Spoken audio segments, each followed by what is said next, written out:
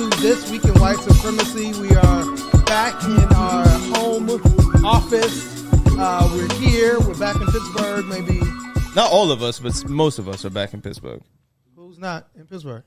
Well, our equipment. Yes, our equipment. I would like to take this time to highlight the iniquities of the USPS right now, because the Trump administration defunded the post office. Yes. And because they employ the highest concentration of African Americans in this country, they were going to feel the fallout the most. He came and with that, their bandwidth has been decimated, which has led to layoffs, errors, misshipments, and namely, our equipment not coming back when it was supposed to.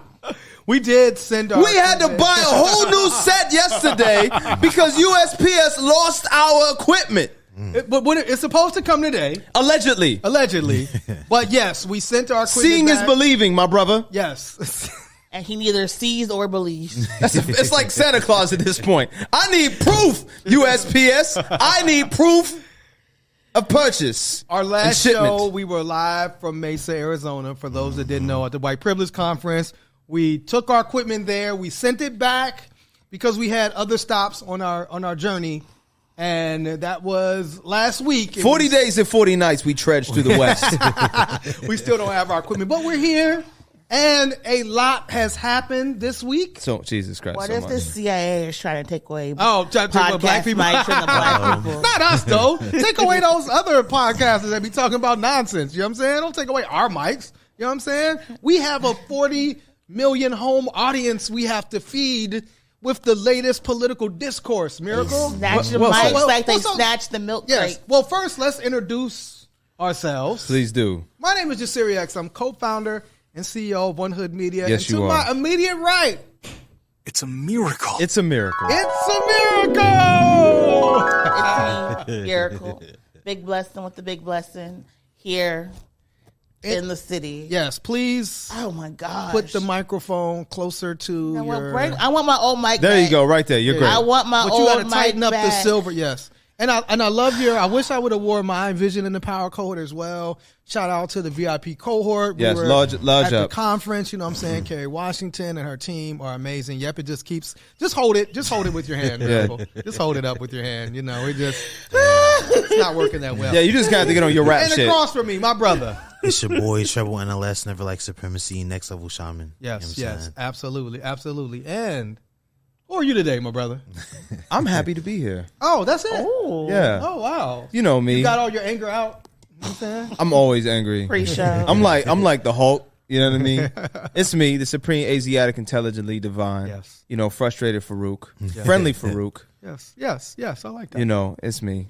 So, normally, Normal is a strong word on the show. if you are a fan of sports, right? And Niggas love sports. I already messed up. particularly the NFL. Traditionally, That was number one. this the N word, yeah. We gonna come on, man. We gonna say that. I mean, you can't tell us to not say nigga on This Week in White we're black. Supremacy. Come on, man. We black. So anyway, can I get my intro? Right. So if you watch the NFL, normally when the season ends, the following Monday they call it Black Monday because that's normally the day where a lot of the coaches get fired. Well, apparently in the media world, it was Black Monday this Monday because we saw two of the, I guess, most recognizable voices and faces, for good or bad, get fired. Tucker Carlson and Don Lemon.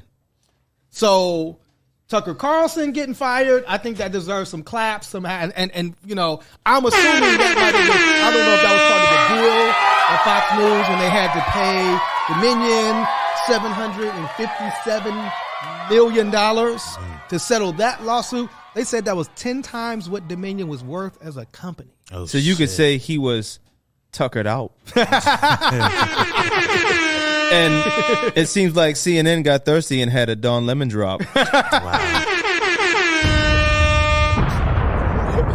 What is the problem? Farouk was like writing in a notepad yesterday, just like puns. That one just came to me. That one just Straight puns.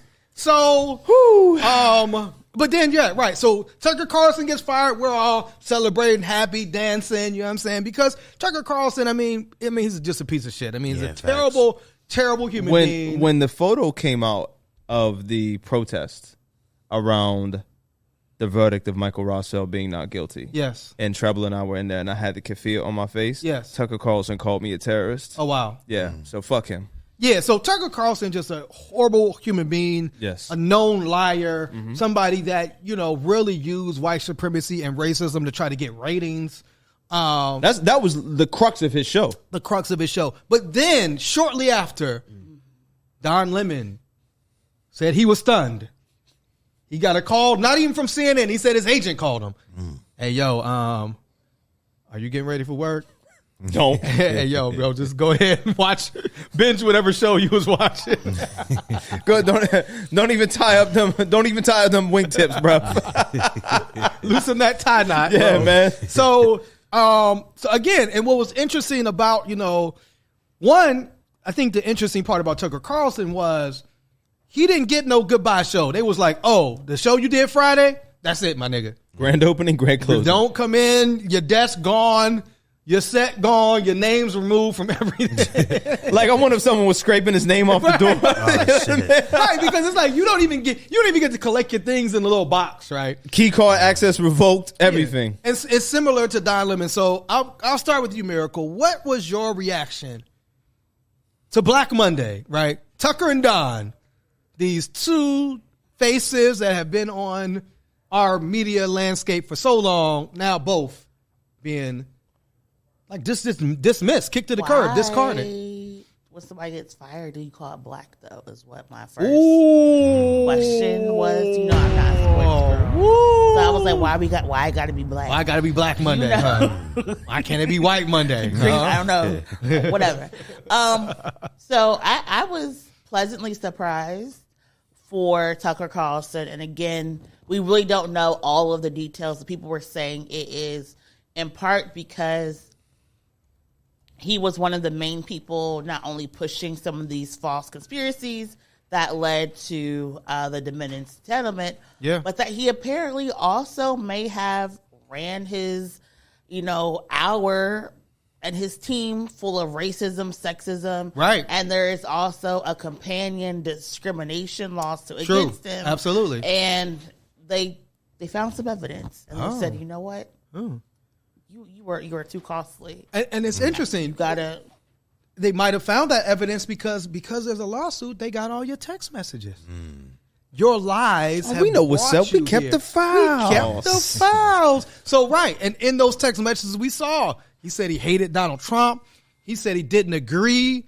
He said he called Donald Trump's campaigning around him getting or he actually won the election. He called that insane, but yet he still perpetuated these theories that we've seen lead to violence, particularly on January 6th, which he spent the last few months actually trying to discredit January 6th. So apparently another one of the things that led to Tucker Carlson's dismissal was 60 Minutes did a report on a guy named Ray Epps, who these right-wingers are trying to say he was the one that was an FBI plant to encourage people to do January 6th. And Tucker Carlson was the main one fueling these conspiracy theories. So now you settle with Dominion, $757 million. $750 million. Right. Smart Tech has a lawsuit that's coming behind that for $2.1 billion. And maybe Ray Epps sues, like you said, one of his producers sued for discrimination, right? So Tucker could end up actually bankrupting all of Fox News. Miracle called this. Yes. I think at the end of 2022, when Dominion first announced that they were going to sue, Miracle said this might be the end of Fox News, that might bankrupt Fox News. Because if they settle with Dominion, you would think they would have to settle with Smart Tech, but they sued for more money. Yeah. So do they get more? Do they get $1 billion? I mean, they might.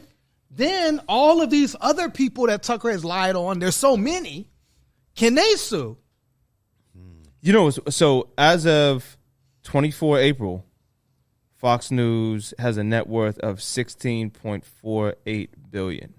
So if they lost $250 million just now, yes, and then they get sued, and let's say they lose another $1 billion, yes, and then whatever's on the horizon, that drops them. Those are massive percentage points. Massive, and it also like it's like Succession in real life. 100%. Yeah, it's like real life Succession. And Succession, ironically, is about the Murdoch family. Yeah, you know what I mean. That like, owns Fox News. Yeah, right. But I think it also goes to show that when you are someone who's privileged and entitled, yes, you don't protect yourself or your assets, and then everybody else bears the brunt of your actions and has to be responsible for you. Absolutely. Because to my knowledge, Tucker himself has not been sued, and he's not paying it out. His employer is. Mm-hmm. But it's very interesting because people are saying, the streets are whispering, that Don Lemon, got fired because he pushed back on a conservative candidate who's running for the presidency, and that CNN has told people,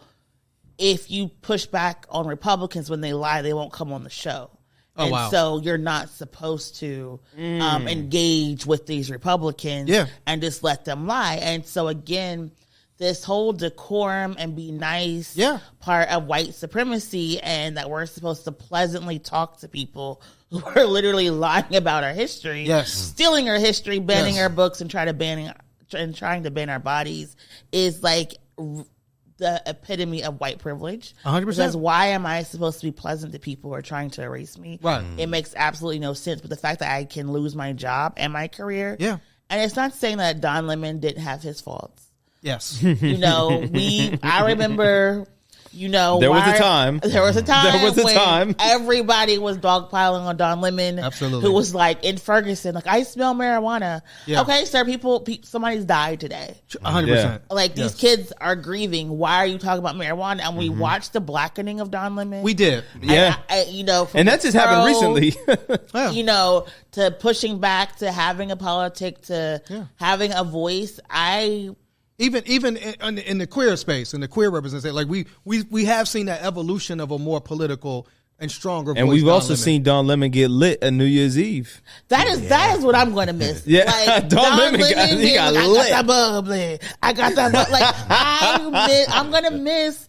Like, and I frankly feel that when they told him he had to be sober on New Year's Eve, he should have quit. That was the. They were trying to drive him out. They were trying to create a hostile work environment for my brother Don Lemon, and he needs to sue. Because all of these changes, they wanted to push him out because they want a white network. And it's not just Don Lemon. There have been a couple of other people, and now they're Tiffany saying Cross. Well, these are different networks, but we've seen like Tamron Hall. We've seen like black faces on these major networks being pushed out. And I see her face. I'm sorry, my sister. But even the 11 o'clock news anchor, she's black. They're trying to pull her out, her slot, all type of stuff, and make it this move to the right, and it's not going to work. But, this is the thing we live in. I hope Don Lemon... Well, this is what Don Lemon said, Miracle. Don Lemon said, excuse me, CNN, according to my contract.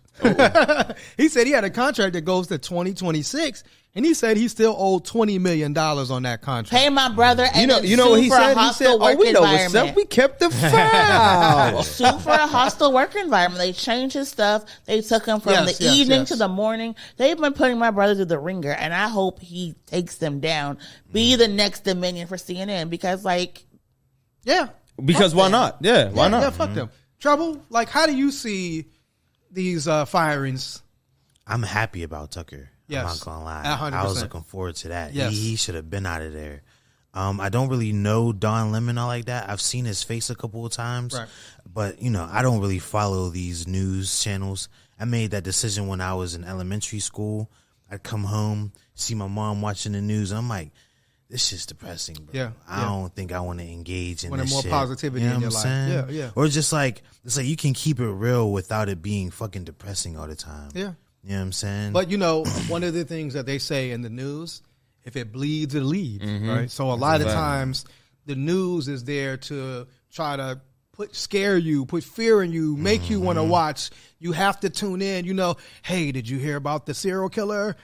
we won't tell you until the next commercial break, right? Yeah. You're sitting there like, yo, where the serial killer at? So a lot of times that's what the news is, but it's interesting because we're watching this reshaping taking place of media, right? Mm-hmm. As people that are now in media because of our show, to watch, Fox News now dramatically change and CNN dramatically change so quickly.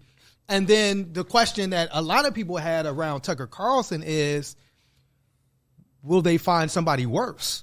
My question was that for maybe if it's not so much finding someone worse than Tucker, but does he become more powerful now that he's leaving mainstream? Does he go into like this independent space where he has no filter, there's no shackles to him, so to speak? Yeah. Like, can he just really just spew the most important rhetoric and then, create like this cult vacuum on the internet like Glenn Beck tried to, like Bill O'Reilly. So we talked about that yesterday. Yeah. So I don't think, he's not, and I think because, we saw Glenn Beck leave and he hasn't had the impact. Right. We saw Bill O'Reilly leave. He hasn't had the impact. If Bill O'Reilly and Glenn Beck is talking, we don't know where because they don't have that major network. But so, Voice of the Z's, bro. We over here doing the show. Voice of the Z's. I can, brother. And it's very distracting. But Glenn Beck left for alcoholism, right? He got No. There was a coordinated effort against him by Color of Change. Okay. And what Color of Change did was they basically went after his advertisements. And basically he lost all of the advertisements. And then Fox News just, made the decision to get rid of him. And Bill O'Reilly was touching people. Bill O'Reilly was sexually harassing people. Harassing women, allegedly. And then they made a movie about it. Yeah. Made a movie about So I wonder, like, does Tucker's exodus from Fox play differently because of the circumstances he left under, which would lead to maybe perhaps a higher platform that he has access to? Unless CNN brings on Tucker Carlson. Jesus Christ, bro. Which they might, like you said, they're moving to the right. I don't see a high, and to say, like, people probably don't know or remember, Tucker Carlson started on CNN. Yes. He was on CNN at one time. And so unless he signs with a major network, which I don't see happening, I don't think he'll reach that level of, visibility. But does that? But though the only reason I'm gonna say no is because he has a lawsuit about discrimination. Right. Okay. If he would not have that lawsuit, I would say yes. Yes to what? To him moving to another network. I think he goes to like a Newsmax or OAN, one of these white supremacists. Yeah. But that's what I mean. Like, does that make him more powerful though? Name somebody on Newsmax. Right. No, you're right. You're right. On OAN. We don't know him. Yeah. No, you're right. I'm just saying, like, but to those people, does he become almost like a martyr? Well, there was a lot of talk about conservatives. Conservatives already been pushing back, at least the far right, against Fox News because they felt Fox wasn't as loving towards Trump. Mm-hmm. I think they said last month or a couple months ago was the first time mentions of DeSantis were more than Trump. So there was this thinking amongst these far right QAnon folks that Fox has decided to push DeSantis and not Donald Trump. And Donald Trump has been speaking out against Fox very clearly. And so maybe now, like you said, Tucker on Newsmax or ONN, he can get as wild and crazy, but it's just like those, they're just not on the cable services, right? Yeah. So I think the bigger question is, does Fox bring in or develop somebody that's worse, that's more white supremacist, that's as crazy? And then this is the other question. Without Tucker Carlson and Don Lemon, who is going to cover the return? The return of Jesus? The return of Joe and Kamala. They're back. They're running. They're running it back. It's official. They're running it back, man. 2024. The sophomore album that nobody asked for. We really didn't want. We thought the first one, it was okay. They about to sophomore slump it through, the presidency. So, but who else do we vote for? And that's the thing. I mean, I think, man. I think that should be their slogan right there. Really? I know you didn't want us to run, but what other choice you got? It's us or all hell breaking loose. Unless the Dems, unless Shapiro runs. No, I think once Joe announces, you can't, once he's the president. I mean, Elizabeth Warren. Uh-oh. You had a plan for everything. This is your appeal? Come back. Bernie's not going to run. This is please, for the love of God. Again, so that would be interesting to see if a progressive, right? Because sometimes the move is if the president is running again, will they have a primary? And sometimes the move is to run somebody that is further left, that's more progressive, to kind of force the ticket to be more progressive, to rally the lady those votes. Who was over here telling people to allegedly meditate to get rid of HIV. That sounds like some she's Dr. running Sebi for. shit. Yes, Well, not she's that there. far. And then we got the man, the Kennedy, who's over here running because Democrats need to be anti-vax. Oh, yeah. We are screwed. Dang. But We I ain't think got no other options. you're right, and that's right. I'm voting and that's, for God that's like in you said. 2024. That's the slogan. That's the slogan. Joe Biden and Kamala Harris. You ain't got no other options. I wonder if he's going to say, if you vote for me, you ain't black again. No, Yeah. he won't. But I mean, he still believes it. Of course. I mean, you know what I'm saying? And it's like, I'm Uncle Joe. I have a black woman running with me. Yeah, and so I guess, Miracle. I wonder how that phone call went. But was it, remember, the meme where she's on the phone and she's all smiling? We did it, Joe. It probably was not like that. It's No. like, are we going to do it again, Joe? Oh my God. So, I mean, I ain't got Miracle, nothing else to do. Miracle, you're our director of advocacy and policy. We're in Pennsylvania. We're in a swing state. We went 2016, we went for Trump. 2020, we went for Biden. We're about to jump back in the middle of possibly Biden-Trump 2. The rematch. That's like a Rocky movie right there. Biden has to cancel these student loans. Pennsylvania Okay. is one of the- What? Before you get into that, he tried, Miracle, and No, he didn't. The federal government came in and That's said incorrect. he couldn't do it. Oh, that's incorrect. Okay, break He it has down, Miracle. he has the power of executive order. Oh, wow. He can cancel up to $50,000. He has not done that.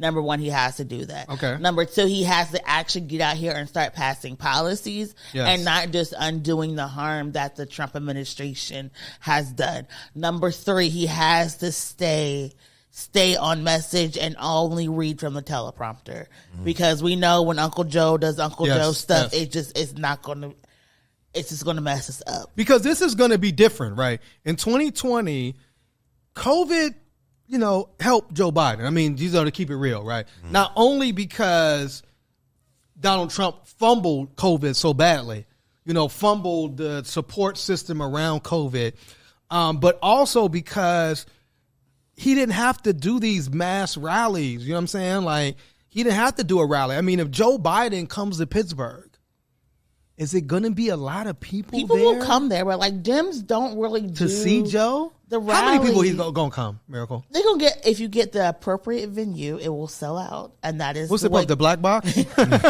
our 75 seat venue, Miracle. We charge $200 a ticket. It will sell. I think that people are really behind Joe Biden because they feel that he will be able to move things and get things done. However, Yes. this depends on whether New York gets their stuff together. True. So we can take back the House. Yes. And if we put Casey back in office. Bob Casey? Bob Casey, he's running yes, again. yeah. You know, I do like Mr. Bob Casey. I rock with Bob. I'm saying Bob Casey, in rock terms with of Bob politicians Casey. go, I don't I really rock have a with strong opinion. He's okay. He doesn't mess up too much. No, And it's exactly, yeah. I like him. He has a good heart. He's And recyclable trash. He has a good heart. He's good. Yeah. He's, so it works. The guy, as all men are. I was going to say all politicians, but I'll take all men also. All men are trash, yeah. Recyclable trash. I try to be compost. Just because you're trash. I try to be doesn't compost. mean You know why we recycled. compost? Because we the shit. We all have to learn and grow. So there's a lot of stuff that is happening, and I think that because the Republicans don't necessarily know how to speak to the people outside of hate right now. Yes. They're just not. I don't know. And I'm dating myself because that's so honest and accurate. Because Bush had the compassionate conservatism. He did. Remember, He did, yeah. He had the faith-based initiative. Yeah, he'll have a beer with you. A lovable idiot. You know, he created this whole entire persona for conservatives to be like, you may not agree, but at least I'm not going to do harm. And Republicans, some are now like, we want all the harm. We want all the harm. We take all the hate. Yes. And we hope, you know, may whatever you believe Want to in learn be your with history? You, Not in our will state. kick you out. So it's gonna be very interesting. But again, the Republican Party, you know, with the Black Republican running against Summer next year, he's already announced He lost. It's, you know, it's they're investing in developing their talent, and the Dems really aren't. So it's gonna be 50-50. I pray, you know, we get some, like, he's got to do something like legalize marijuana. He's got to do something radical to get people behind him, because the let's go out and door knock for Joe is not there. I want to talk to you. No. I want to talk to you to support him. Okay, just get people to support him. Yeah. That's what we. Yeah. I said get people behind him, and he just. Wow. Come on, really, Fruit, really. We can't even have a political discussion. Trouble. Joe Biden is 80. He'll be 81 this year. Oh, your math is impeccable.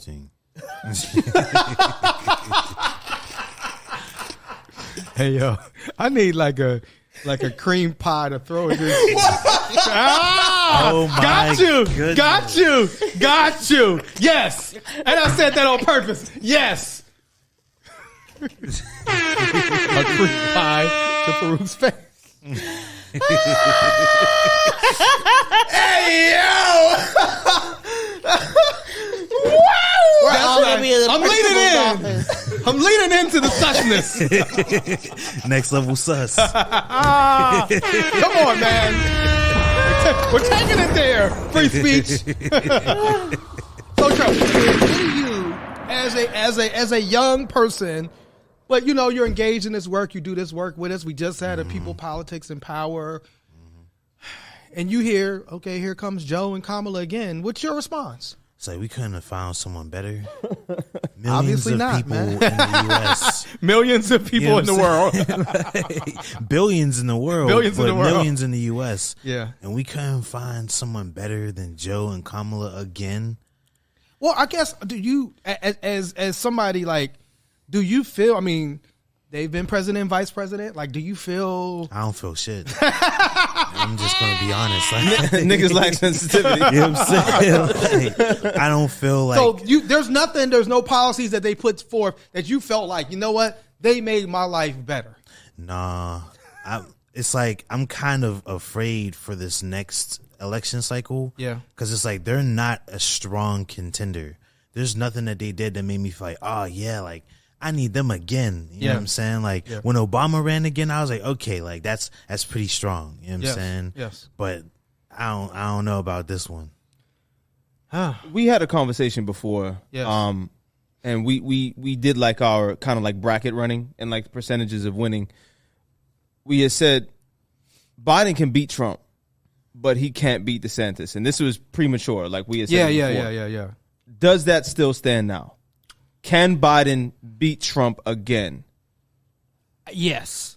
And part of the reason why, because Trump has a fractured base at this point. The GOP doesn't support Trump like they did in more so the lawsuits. Right. Yeah. And so absolutely. I think that, like, if you look at Trump, that's the question. Ultimately, like, again, we thought that Trump was maybe getting a charge that was like 1 or 2. Right, not 34. Right. Now, that I believe that the trial doesn't take place till maybe December. Right.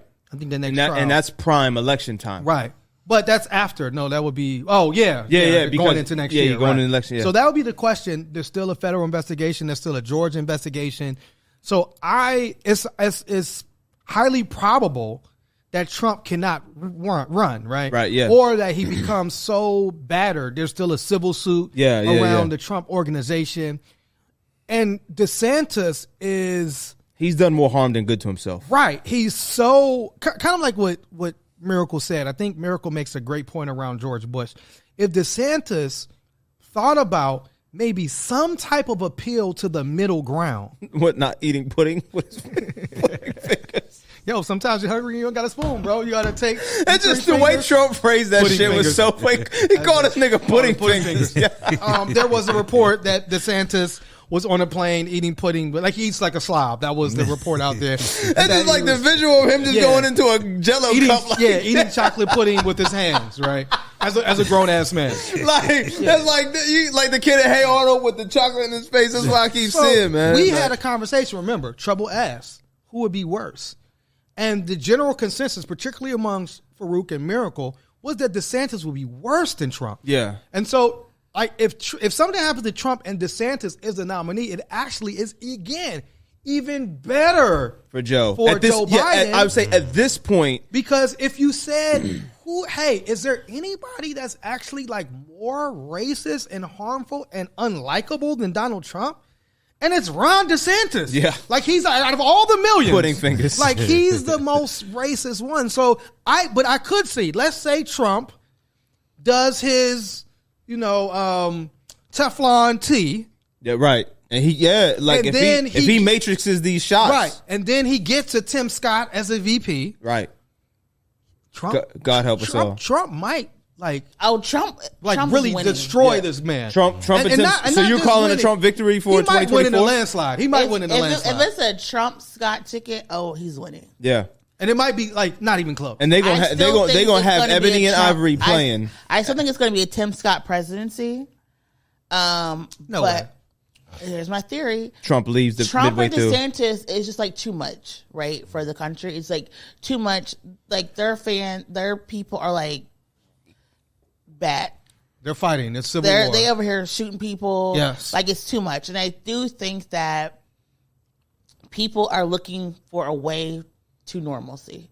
Like we gotta fight. We gotta go in Walmart and hit beers off shelves. We gotta scream and yell. Like people are literally embarrassed to be Americans right now, and I think they want somebody to just get us back to normalcy. It's not Dark Biden or Uncle Joe, and I think Tim Scott. Dark Biden. That's hilarious. I think that because Tim Scott has a better track record.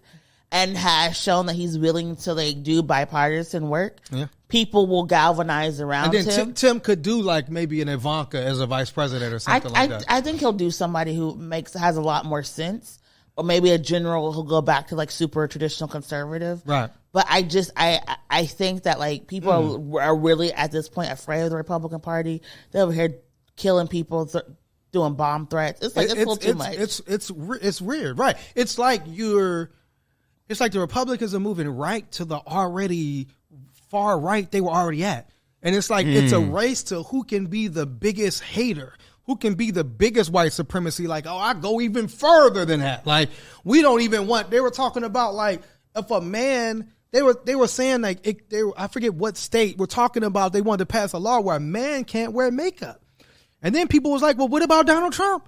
This nigga walking around with orange face paint all day long. Would that apply to Donald Trump? Literally, but that was the law they were trying to pass. It would be illegal for a man to wear makeup. How would you what would you have?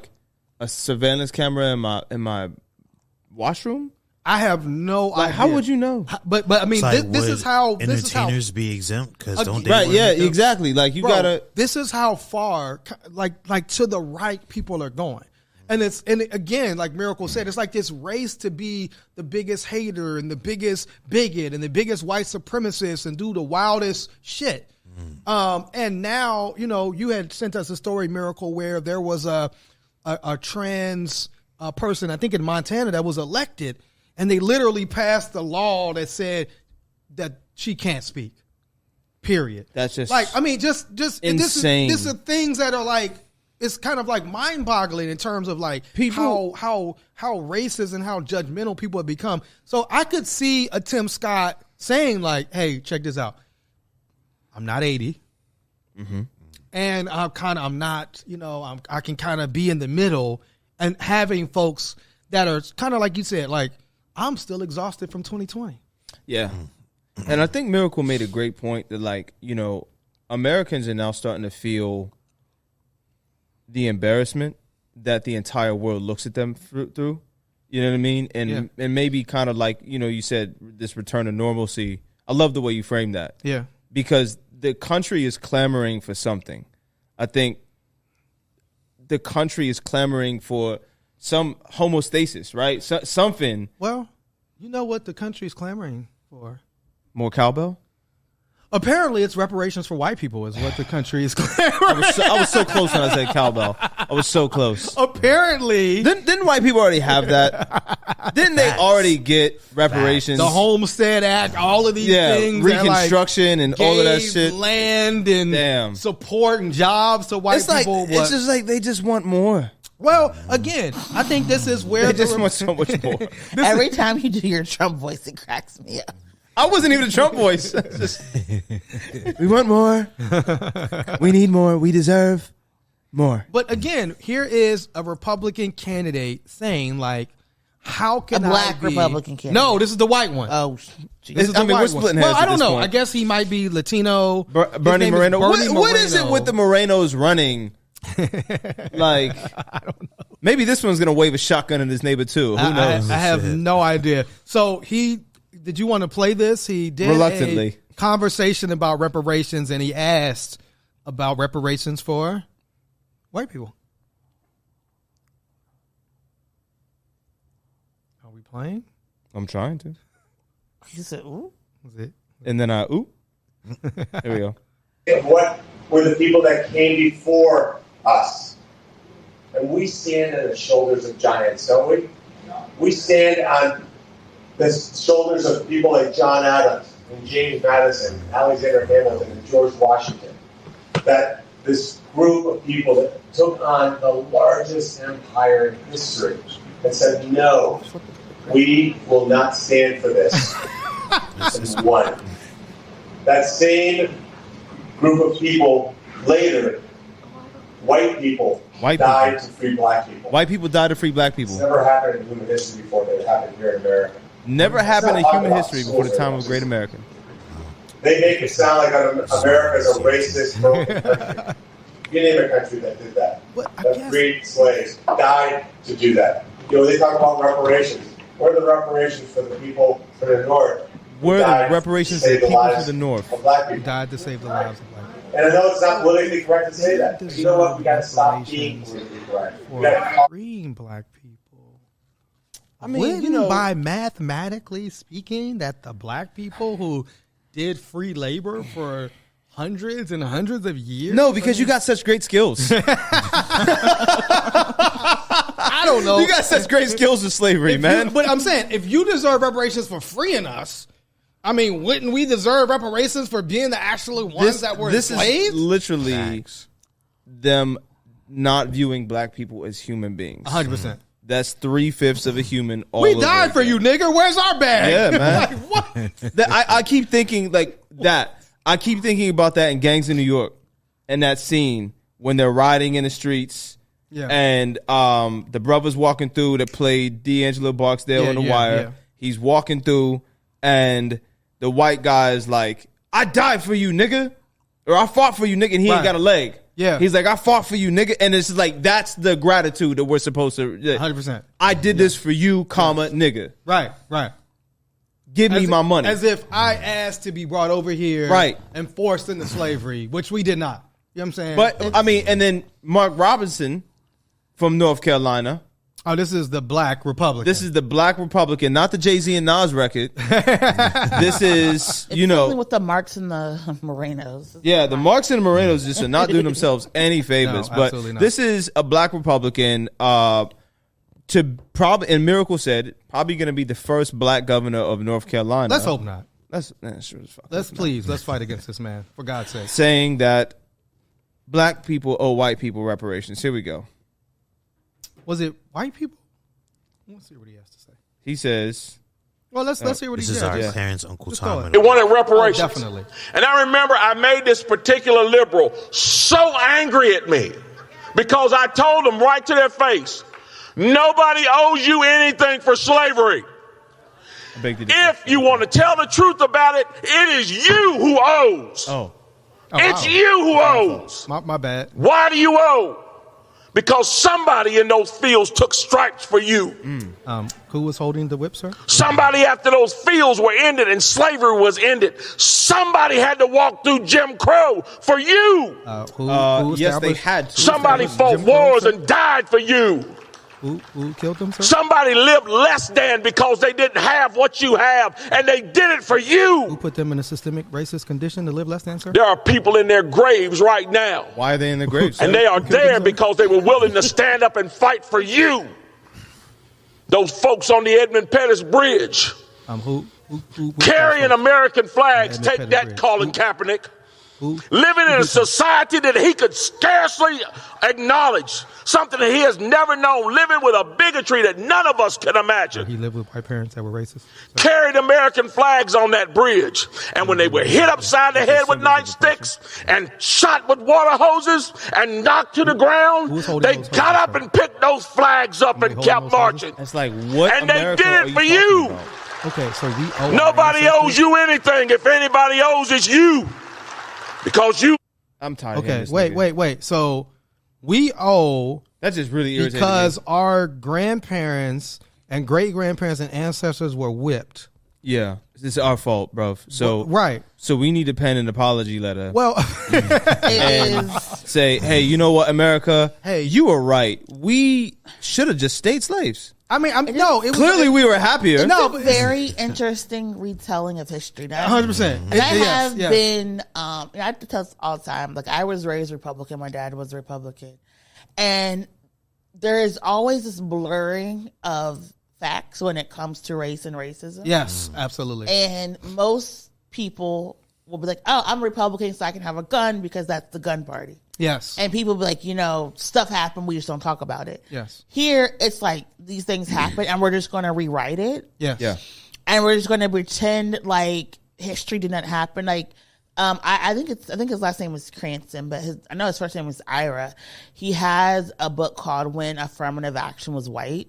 And he goes through all of the times in American history where we actually gave reparations to white people, particularly because we had to give black people this basic equal rights. Ira Katz Nelson. Yeah. And he actually had, and if you don't like to read, he actually has some talks on YouTube that you can watch as well. He's a researcher, and he did it by... Thank you, Miracle. I appreciate that. Looking at governmental policies and tracks. Thing. So it's not just like, someone's a theorist. 100%.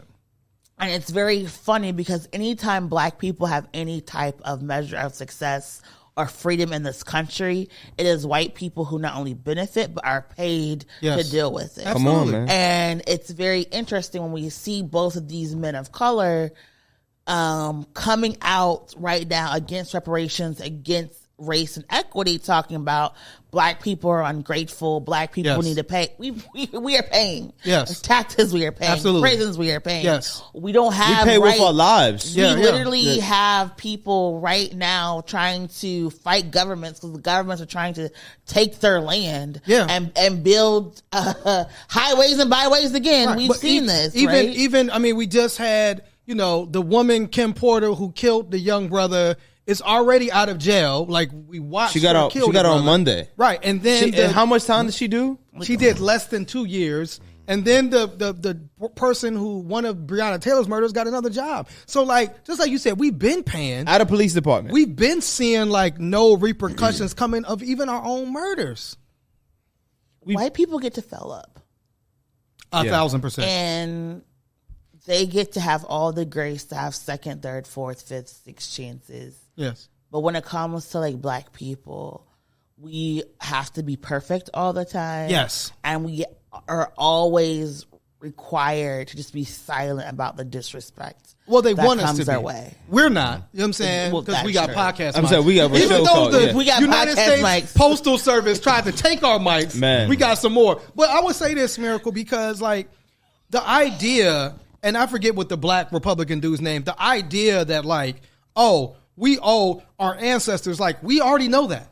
Like you see black people with shirts that say, I'm my ancestors' wildest dreams. We already know like what many of us know, like what our ancestors had to sacrifice to even get us here. A lot of our immediate family mom, dad, grandma, had to like go through tremendous sacrifice, pain, and suffering for us to be here today. Like, we know that, and we do owe them, and we feel like we owe them a debt of gratitude.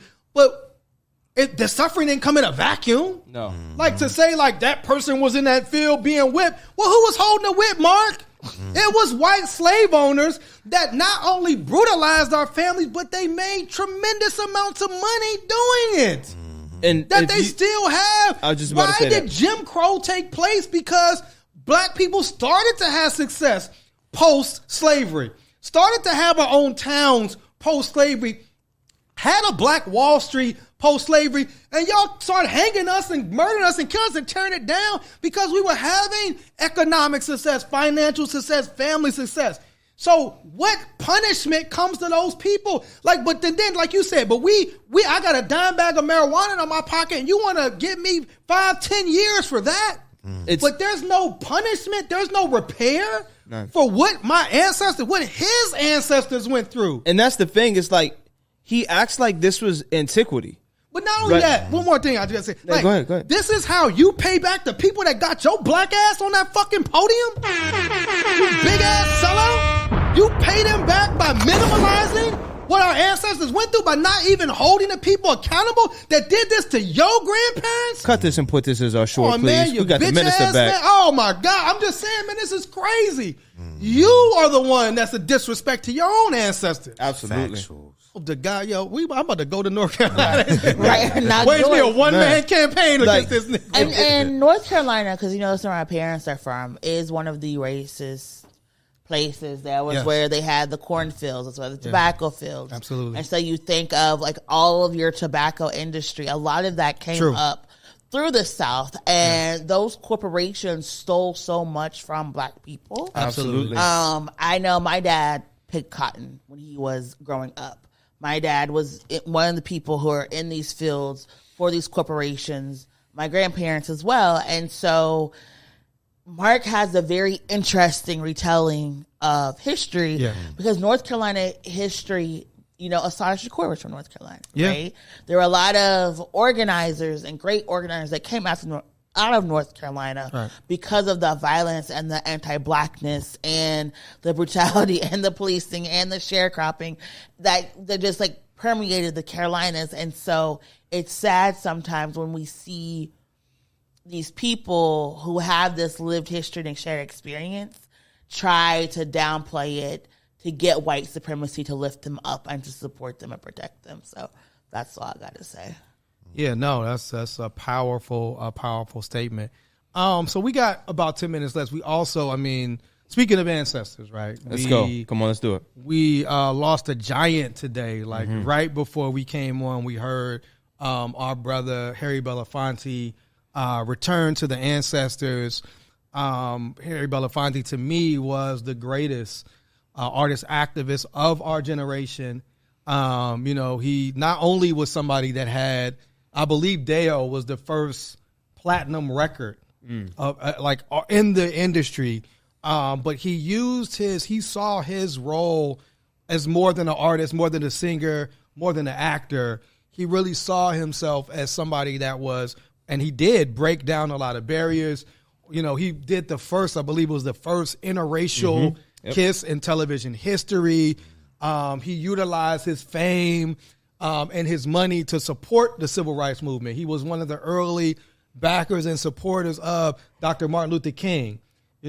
Famously put his whole family through college when Dr. King died, right? He was there with Coretta and took care of Dr. King's family in the absence of their father who was assassinated, right? He also was one of the early supporters of Nelson Mandela and helped, along with others, to talk about apartheid South Africa, break down those walls and help, Nelson Mandela to be freed. He did a lot of albums, kind of cross-generation or cross-continental albums. And that was part of his work as an artist. And so, I was able to meet Mr. Belafonte around 2006 as part of an organization that he started called the Gathering for Justice.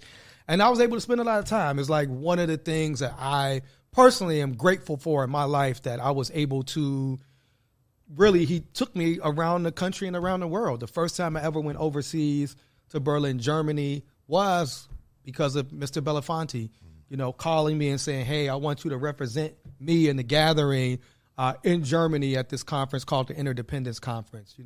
First time I really met indigenous organizers was when Mr. Belafonte sent me and other members of One Hood to Onondaga Nation.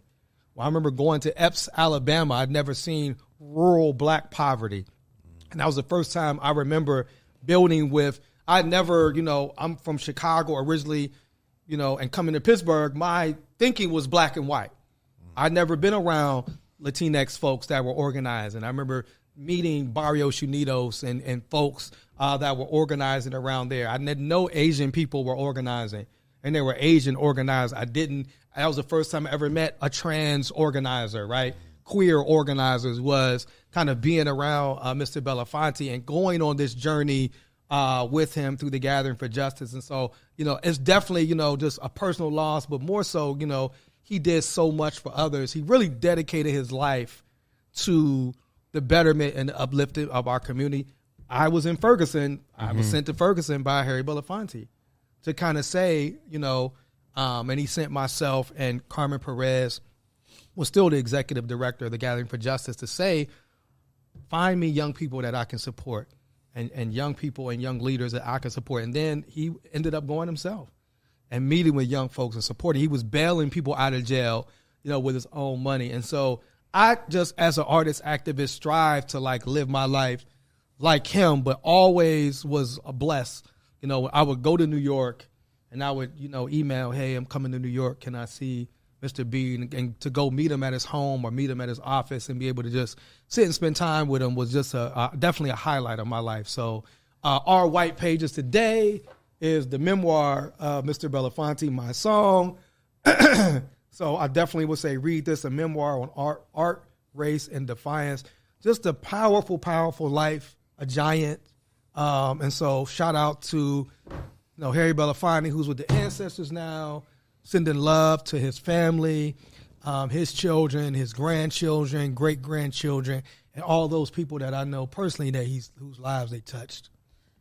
Fun fact about Mr. Harry Belafonte, he's the first person to confirm that Beyonce and Jay-Z were in a relationship. Oh, wow. At the BET Awards, if you remember, when he was being honored because nobody would talk about it. And he was like, Jay-Z and Beyonce, you need to fight for people. And you need to support the organizers as you build your family and all of this type of stuff. And so he is one of the reasons why Jay-Z actually started his organizing. And I know we joke about, capitalism and black capitalists and all that type of stuff. But Mr. Belafonte was someone who was really organizing a lot of black rappers and artists to find ways to use their creativity and their skill to help people and do more than what they were doing at the time. So, yeah. And just to touch on that, because it started off kind of maybe in a negative way, right, where the media took Mr. Belafonte's words out of context and made it seem like he was attacking Beyonce and Jay-Z. Of course, Jay-Z was more upset that he was talking about Beyonce, you know what I'm saying? And, they were able to meet as brothers, as men, and break that, show love to one another, and they helped one another in terms of their activism. So it was dope to see Mr. Belafonte also, I believe it was that speech or maybe another speech, just totally inspired Jamie Foxx. I remember just building with Jamie Foxx, who we're also praying for and hope, Jamie Foxx is healthy. And but I remember Jamie Foxx saying that Trayvon's mom had reached out to him and he was kind of like, I'm an actor, that ain't me, and heard Mr. Belafonte and got directly involved in helping Sabrina and Trayvon Martin's family and doing a lot of activism after that. So shout out, to Mr. B and just the people, like I said, so many lives common and so many people's John Legend, whose lives that he touched and were inspired. You know what I'm saying? He started an organization called Sankofa specifically to work directly with artists to help them find that path to activism, and to see so many people like Jay-Z now continuing the activism, and John Legend and Jamie Foxx, and so many that followed in his footsteps. This is a powerful thing. True? I mean, I can't say anything better than what you just said. I think, we look at people like Harry Belafonte, James Baldwin, some of these iconic, these larger-than-life figures that lent their artistic voices to the advancement of activism for Black people. Absolutely. And I think, really and truly, not just because of personal bias, but, I'm very appreciative of the place that he put you in. Absolutely, yeah. You know what I mean? And just, and I don't think, and I say this all the time, I don't think people really have an appreciation for how much you've done for the movement, personally. Yeah, yeah. And because you're a byproduct of, his mentorship. Yeah. So, just to large you up and lift you up at the same time that we're talking about Mr. B. But yeah, man, the world is a little bit of a darker place today. Absolutely. And another fun fact, Mr. Belafonte helped organize We Are the World. I did not know. Really? Yeah, the song We Are the World. Is that the one where Michael Jackson was tight because Madonna? Mike was tight. Mike said, y'all not carrying these notes at all. Yeah, man. Michael's ready to walk the fuck out. He's like, I'm going to moonwalk out this motherfucker, man. Yeah, 100%. 100%. Yeah. I'm just not feeling it. Yeah, not feeling it. Trouble? I'm not going to lie. You're the reason why I know who Harry Belafonte is. Yes. You know what I'm saying? Because you would always speak so highly of him and the impact he had on your career. Absolutely. And this day is kind of sad because, I wanted to meet him. Yeah. Before his time was up. Yeah. You know what I'm saying? But now he's joining the ancestors, and I just hope that he rests peacefully. Absolutely. Well, there's a credible, there's documentaries on Harry Belafonte's life. The most recent one was he actually was the host of the Tonight Show for a number of times. I forget what happened to Johnny Carson. Mm-hmm. And so there's a documentary called The Sit-In about when Harry Belafonte hosted the Tonight Show. But that's dope. I'm gonna watch there's that. many things about his life that you can find out. Another fun fact, produced Beat Street, the movie Beat Street. I did not know that. He was the producer. Hey, man, did you know that? I did not. So a lot of he just so many contributions to our culture and our and support. So definitely shout out to him. And if you don't know Harry Belafonte, do your Googles, get into some of these docs, read the books, all those good things. Anything else we got? Let's take it home, man. All right. Well, with that being said, we will see where America, the reality TV show, takes us next week. This season in America. We didn't even get to the sheriffs that got caught talking about hanging Black people, and then they were burying journalists, and then they were like, who committed the crime? The person that taped us. Lord have mercy. So until next time, we'll see y'all. It's been This Week in White Supremacy. Peace. One hood, y'all.